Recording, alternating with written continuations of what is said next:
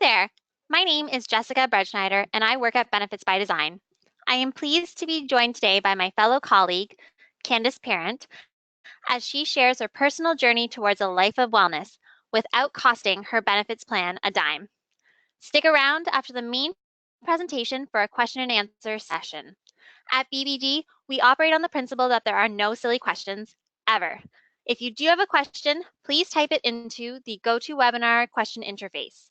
We will do our best to address them at the end of our webinar. This webinar is being recorded.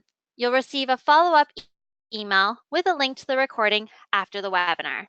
If you have any questions or concerns about this webinar, please contact us at socialmedia@bbd.ca. In addition to being our only West Coast regional associate, you'll generally find Candace Parrott at the gym. She's actually training for her second fitness competition later in the year. Or you'll find her at home being a proud mama and role model to her beautiful daughter. And without further ado, let me welcome Candace Parent. Thank you, Jessica, for that wonderful introduction. As Jessica mentioned, I'm a regional associate in the Benefits by Design POCO office on the West Coast, and I'm super excited to share a little bit about my personal health and wellness journey with everyone today, and how BBD has really been a big player in that. And as well as how I've been able to not impact BBD's benefits plan by being proactive about my health and wellness. So without further ado, I am going to get started by sharing a little bit about myself and my story. So here we have on the left a picture of me at over 300 pounds. And the picture on the right is from a photo shoot that I did 2 weeks before my first bodybuilding competition. And the picture in the middle is a comparison of my before and after. So in looking at these, you might ask yourself, how did she get from A to B? So about 6 years ago, I had some family pictures taken. And when I got the pictures back, I didn't recognize the woman that was in the picture. I just didn't remember getting to that place. So I made an appointment to go see my family doctor. We sat down and she ran some tests. And at the end of it, she said, "Candace, you're 304 pounds. You have high blood pressure and high cholesterol for someone of your age, and you are at risk for diabetes and heart disease. This is no joke." And I looked at her and I said, "Great, what are you going to give me?" And she looked me straight in the eye and she said, "Nothing." And at that point, I was like, I'm pretty sure there's something you can give me for this. But she looked at me and she said, "I want you to go home and I want you to start being active for 30 minutes a day, whether that's on a treadmill or if you go to the gym. You can go for a walk. And I also want you to start watching your diet. If you can, keep a food diary." And she said to me, "In 3 months, if you do those two things and you have made zero progress, you can come back and see me and we'll talk then." If any of you had the opportunity to attend a Green Shield health study, you'll know that one of their slogans is "exercise is medicine." And I'm a huge believer in this. I'm extremely passionate about health and wellness because the reality is I went home and I did what my doctor said. So without being prescribed any medication, I was able to start changing and reversing the impact that I had made and the place that I was at that point in time. So the process. Mind frame is so vital and so important for your success, just like anything in life. When I first started, I wanted to be skinny. Because that was my mindset, I tried some drastic things and some unrealistic methods. I tried some fad diets, I tried minimizing what I was eating. I wasn't necessarily, and then I would work out, but then I would be working out, but I wouldn't have any energy. So at one point, I went in and I checked in with my doctor, and my mind changed framed from wanting to be skinny to wanting to be healthy. Now, the difference there is when you want to be healthy, you need to make choices that are healthy choices. So that meant that I couldn't do a tablespoon of peanut butter and expect to survive on that throughout the day. I needed to actually fuel my body with nourishing food in order so that I could be active. In regards to physical activity, I couldn't go out and try and do anything too extreme. I had to do what I was capable of at that moment and then slowly work myself up. I started with small changes that I could incorporate into my daily life. 30 minutes really wasn't a lot. I had a young daughter. That could be something as simple as us going for a walk together. Or the reality is it can be if you have a treadmill or some sort of equipment at home, your favorite show could be 30 minutes. So that was not difficult at all. And then other small changes in regards to my diet would have been eliminating eating out fast foods and eating a lot of processed foods. And so then you just start small, and you're able to, the smaller the changes and the more you can incorporate them into your daily life, the more consistent you can be. With that consistency, I saw progress. And with that progress came a sense of accomplishment and pride. And I felt encouraged to continue making bigger changes and to build on my progress even more. I became more confident. I was able to try new things. So instead of a walk or using my treadmill at home, I was able to venture out to the gym with a little bit more confidence, and also having a great support system. So my family, my friends, and in this case, even my employer played a role in helping my success. So BBD. About 5 years ago, I started working at Benefits by Design in the finance department. I had already started on my health and wellness journey, but one of the things that attracted me to Benefits by Design was its culture and philosophy in the workplace surrounding health and wellness. BBD offers a fitness incentive to its employees every year, and I can tell you every year I've worked at BBD, I have utilized that fitness incentive, and I have made progress in my health and wellness journey. To date, I've lost 130 pounds of body fat. And as Jessica mentioned at the beginning of the presentation, last year, 2016, I competed in my first bodybuilding competition. I can relate that back to those small changes. So I didn't at 304 pounds set out to do a bodybuilding competition. I set out to make small changes that I could incorporate into my daily life that were manageable. But as that progress came and as my confidence came, I was able to do bigger and better things, hence the bodybuilding competition. I had increased motivation and productivity. I can speak for the record, I've had less absenteeism due to sickness or illness. I've noticed that in my personal life as well. I've increased confidence. I actually changed roles at BBD. When I first started working here, I worked in the finance department, which is more of an inward-facing role, working with our internal customers. When the regional associate position came available, there were two things that stood out to me. One, it was an outward-facing role, but I felt that I had the confidence to deal with customers outside of our workplace. And two, I had found during my journey that I was passionate about helping others.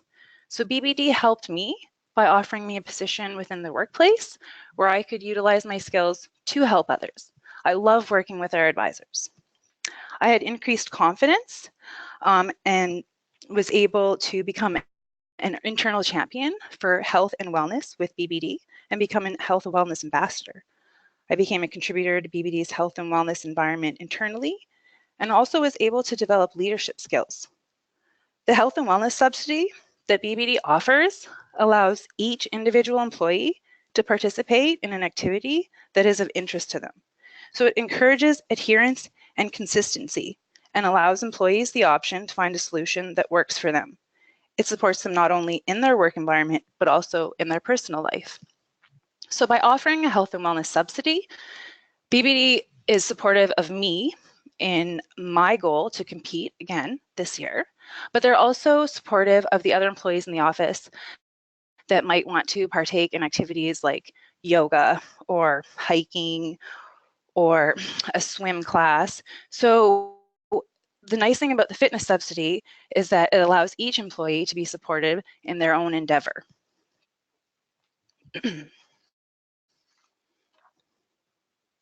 The impact.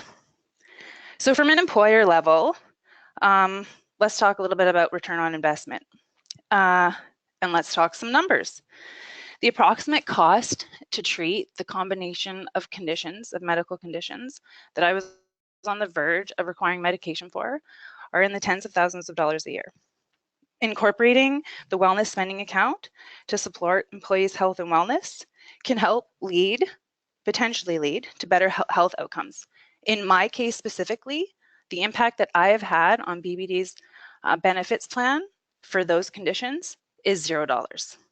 So that's a really tangible thing that you can look at as an employer or even as an advisor when you're speaking to your groups. And you can really put it into a dollar figure. There's legitimate merit to offering wellness spending accounts and encouraging your employees to live healthy lifestyles. There's also intangibles. For example, finding my passion to help others and gaining confidence and feeling empowered to go out in my personal life and to make changes, set goals for myself and accomplish them.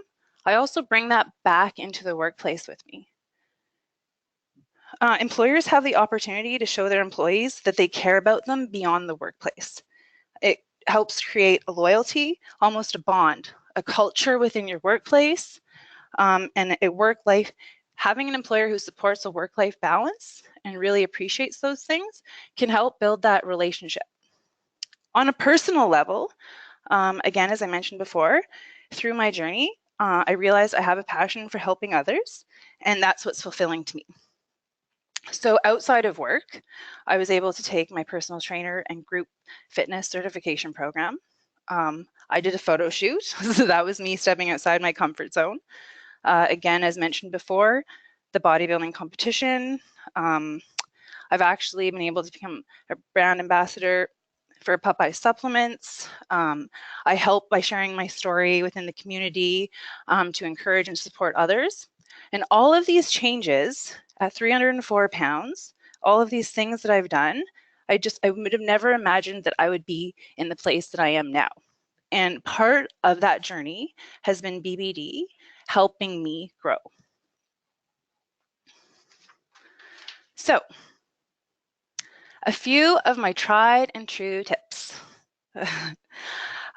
Set goals, make a plan, don't make excuses, have positive connections, and celebrate your progress. For employees, look at your schedule, block off time for you. Acknowledge that you time is not frivolous and that mind-body connection is very important. Make a plan, set some goals, write them down. Initial goals should be attainable and incorporated into your day-to-day life. And give yourself credit for your accomplishments. It doesn't have to be boastful or prideful, but really take some time to acknowledge when you've made changes. A good example of this is for someone that's trying to do fat loss. So if you say to yourself you have a goal weight, so every morning you step on your scale and you're not your goal weight, you think, I'm a failure. Mentally, that's a really hard place to be in. So if you change that perspective up, regardless of whether or not you step on the scale, instead of saying, I'm not at my goal weight today, say what choices, what changes, what did I do today to get me closer to my goal? And then really take pride in those accomplishments. Be accountable. Don't make excuses. If you falter, be forgiving, but don't throw in the towel.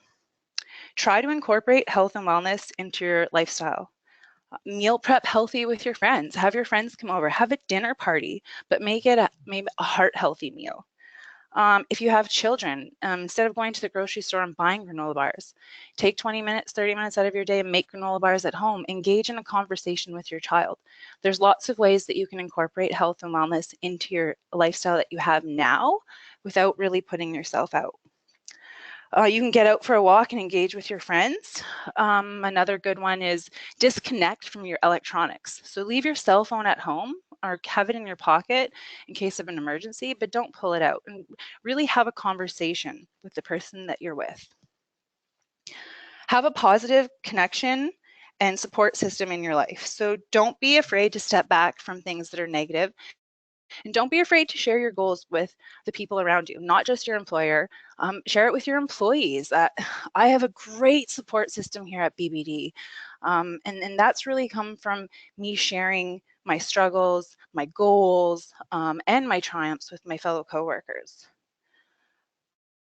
Use your plan's wellness spending account towards your goals. A lot of companies already have an existing wellness spending account. Sometimes we don't think about actually utilizing that money, but go back to the beginning, like I said, write down a goal, go back to your wellness spending account, and then see how you can use that to help you reach your goal. Try new things. Find what works for you. It should still be challenging. Sometimes you're going to be out of your comfort zone, of course, but if you don't loathe it, you have a better chance at sticking with it even on bad days. Find a workplace champion, or better yet, become a workplace champion. And you don't have to do anything crazy to do this. It can start with just maybe even trying to have a group event at work and getting other employees involved. And then sitting down and asking each employee what do they want to do that's individual to them, and having like a little support system at work. Share your struggles and your triumphs.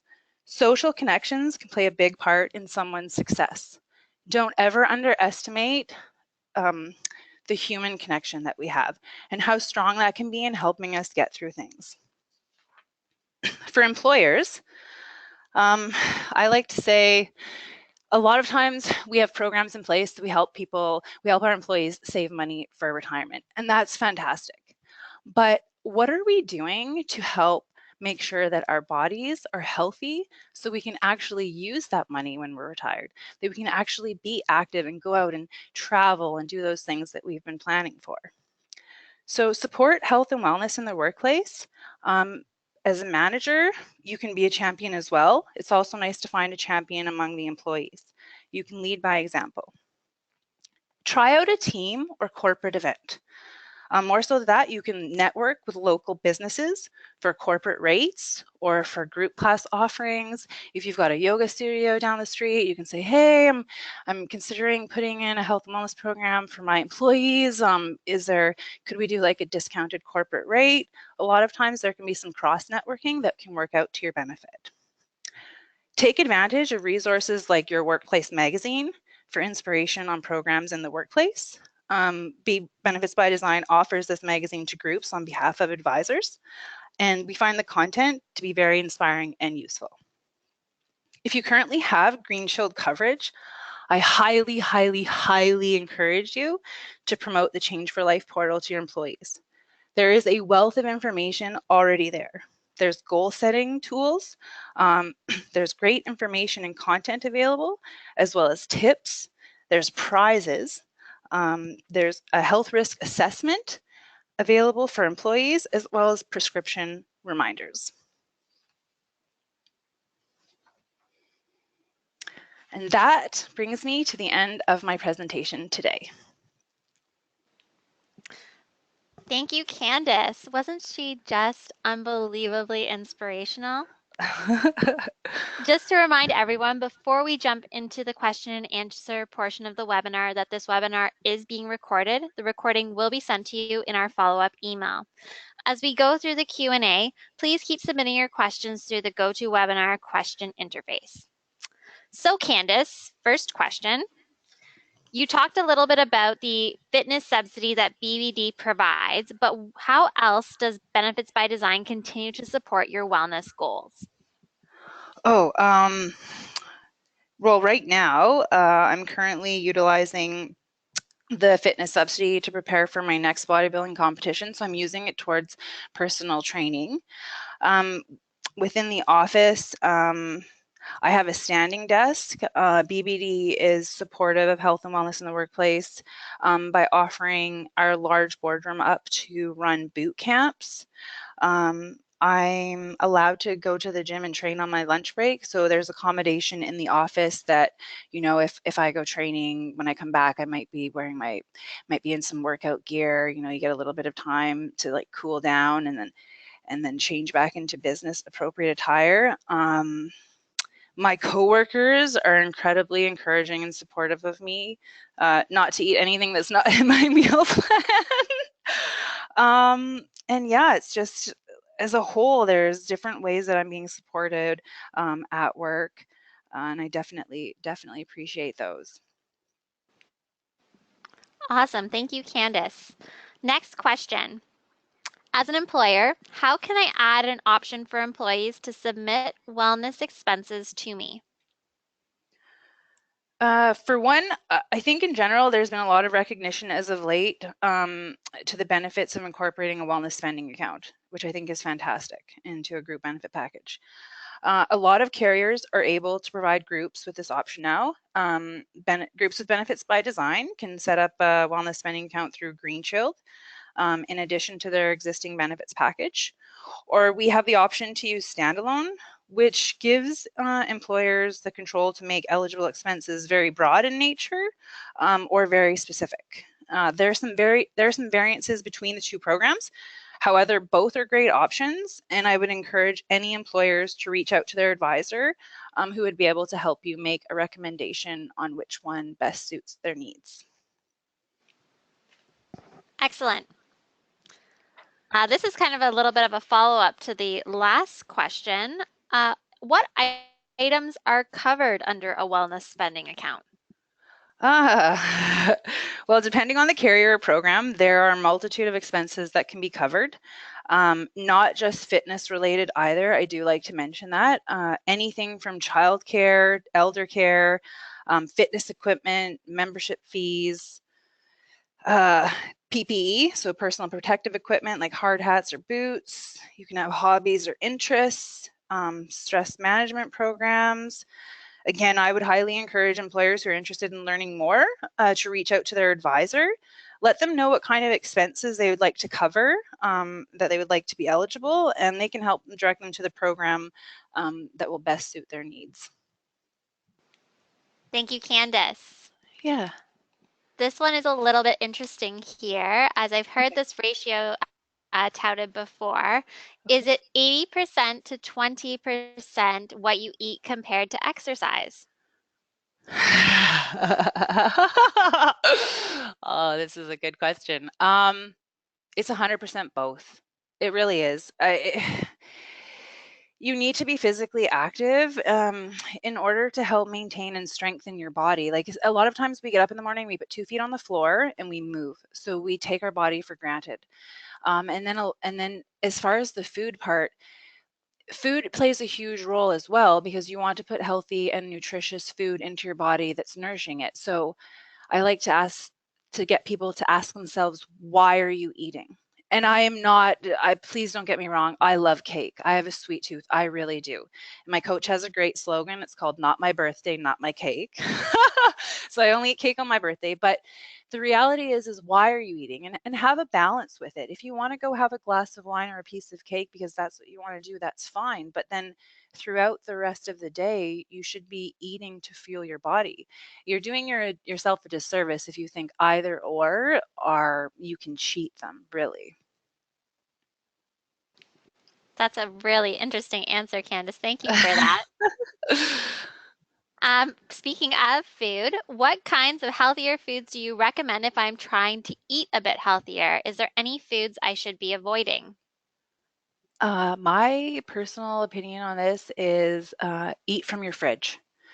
What I mean by that is meats and vegetables, fruits. Um, Try to limit what comes out of your pantry or out of your freezer. Two reasons. In the processed food, a lot of processed food is packaged. Like out of my pantry, I probably have brown rice and quinoa, and that's fine. But most of my food comes out of my refrigerator. So it's like healthy, fresh, natural grown food. It has less preservatives in it. So you're able to control more like what you're putting into your body if you want to be cognizant of that. Another tip is like when you go into the grocery store, I'm sure lots of people have heard this, but you shop around the perimeter.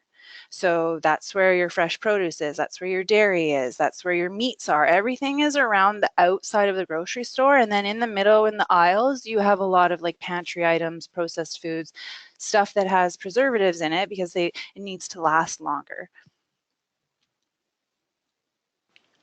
Excellent. Here's a couple of workplace wellness specific questions. I've tried to bring health and wellness to my workplace before, but it didn't stick. I know people are interested, but keeping it going is proving difficult. What can I do? So for that one, there's two parts there. From a workplace perspective, all you can really do is you can control what you offer. You really can't control who picks it up, who takes it, and who runs with it. I mean, even when you look at my example, like the reality is not everyone is going to go from 300 pounds and then lose that kind of weight. Do you know what I mean? I happened to capitalize on something that was offered to me, and I've brought some return on investment back to my employer. As in regards to on an ongoing basis, keep it fun and keep it fresh. So a lot of times we've tried programs within the office. The first year it's great, you know, people are excited about it. The second year you run it, maybe they're like, they already know what it's about. So you can have the goal the same, but maybe change up how you're going to get there or what the activity looks like. And then again, offer things that are broad, like a broad range of things to your employees. And then maybe try doing something new. Your focus could be something new each month. So then what happens is, let's say there's 12 months in a year, let's say you have 30 employees, and you try and do a different activity, or you promote some sort of different health and wellness initiative throughout the 12 months. At some point, somebody is going to pick one of those things up, and they're either going to have an interest in it or they're going to run with it. So you get to reach a broader range of the employees in your office. Excellent. Thank you, Candace. Yeah. How do you approach becoming a wellness champion in an environment that is not super healthy? Meaning, I want to be supportive and encouraging to those that want to be more healthy, but these people are adults and can make choices to not be healthy. Ah, sometimes I'm going to go back to my one of the comments I made earlier when I talk about mindset. So again, you want to take things seriously, and the fact that like there's information and there's facts, and you can prove to people how important it is. But at the same time, sometimes you need to appeal to somebody's interest level by making it interesting or by making it fun, trying to switch it up a bit on them, and then show them the merit of it. And then by that I mean, like, you can break it down into something simple that's really impactful. For me, when I talk to people who want to lose, somebody might say they want to lose weight. I'm like, no, you want to lose fat. That's what you want to do. Like, you know what I mean? Like, you have some extra body fat that you want to lose, and that can seem a little bit harsh, and then I'm throwing that word out there, but it catches their attention and they're like, oh yeah, okay, so it's not my weight. I'd like to remove some body fat. Or somebody might come to me and be like, I'm not really sure how to go about starting the process of losing some unhealthy body fat. And I would say to them, it's called a calorie deficit. Like, if you can hit somebody with maybe sometimes a fact that's very blunt but very short but catches their attention, the only way you're going to do that is with a calorie deficit. Like, you don't need a magic fad, you don't need a magic diet, and then this is how you go about doing that. Sometimes that can be helpful as well.